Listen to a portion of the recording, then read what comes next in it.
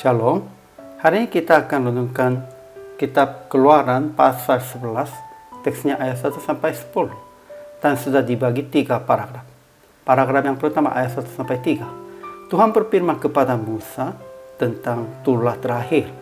Lalu Tuhan membuat orang Mesir bermurah hati terhadap bangsa Israel.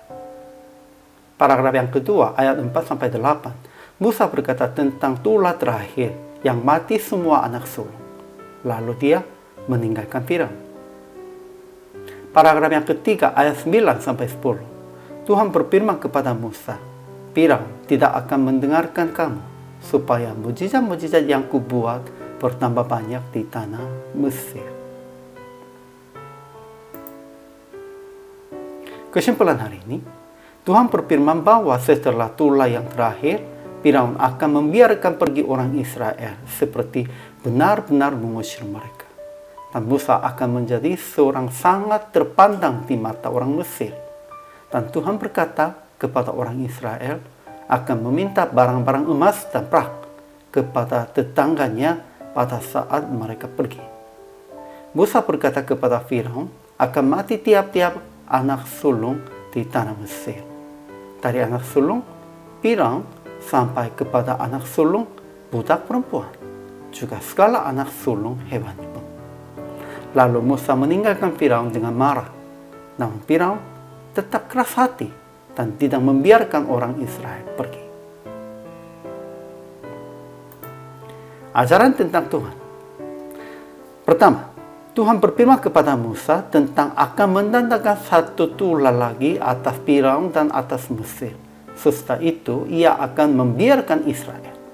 Kemudian, perintahkan kepada orang Israel akan meminta barang-barang emas dan perak kepada tetangganya, orang Mesir. Lalu Tuhan membuat orang Mesir bermurah hati terhadap bangsa itu. Lagi pula Musa adalah seorang yang sangat terpandang di tanah Mesir. Kedua, Tuhan tetap mengeraskan hati Firaun sehingga tidak membiarkan orang Israel pergi dari negerinya. Semuanya itu supaya mujizat-mujizat yang ia buat bertambah banyak di tanah Mesir. Ajaran tentang manusianya. Pertama, Musa menceritakan kepada Firaun tentang firman Tuhan yang ia akan berjalan dari tengah-tengah Mesir dan tiap-tiap anak sulung di tanah Mesir akan mati. Tetapi orang Israel tidak akan begitu. Dan semua pegawai Firaun akan datang kepadanya dan sujud kepadanya sambil berkata, keluarlah engkau dan seluruh rakyat yang mengikut engkau. Kedua, Musa dan Harun telah melakukan segala mujizat ini di depan Firaun.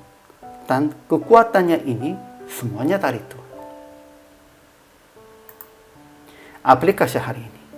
Pertama, bertobat dan mohon pengampunan kepada Tuhan sebelum datang hukuman. Ya, sebenarnya ada tulah yang terakhir. Sekalipun begitu, kalau sudah bertobat dan mengampuninya, minta ampun, pasti Tuhan mengampuni mereka dan menyelamatkan. Kedua, tetap memberitakan rencana Tuhan yang menghukum zaman ini. Sekalipun orang-orang tidak suka menerima itu. Namun, kita harus menceritakannya tentang itu. Sepertinya Musa menceritakan kepada Firaun. Ketiga, jangan sujud kepada orang. Sadarlah dengan benar dan hanya sujud menyembah Tuhan saja.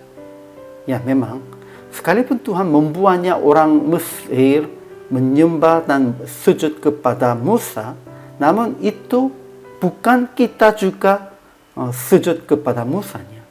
Kita tahu siapanya layak dipujinya, layak disembahnya. Hanya Tuhan.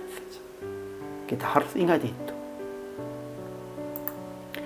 Jadi PR praktik hari ini memperhatikan tentang tanda-tanda dari Tuhan tentang zaman ini dan usaha berdamai dengan Tuhan dan semua orang sebelum hukuman Tuhan datang melalui berbuat yang benar sesuai dengan kehendak Tuhan.